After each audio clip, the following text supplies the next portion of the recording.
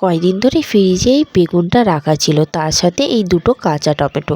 ভাবছিলাম কি রান্না করব, কোনো সবজিও নেই, তাই ভাবলাম শীতের দুপুরে গরম গরম ভাত আর বেগুন পোড়া খাবো আজকে।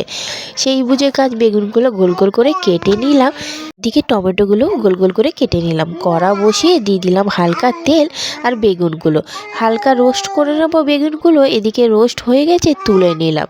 তারপরে একে একে টমেটোগুলো দিয়ে অল্প নুন দিয়ে হালকা নরম করে নিলাম।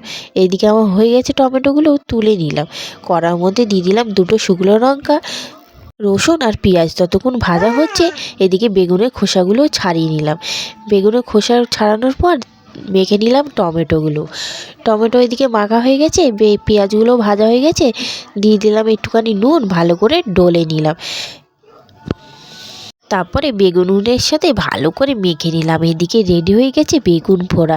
আজকে দুপুরবেলা গরম গরম ভাতের সাথে এই বেগুন পোড়া খেতে দারুণ লেগেছিল।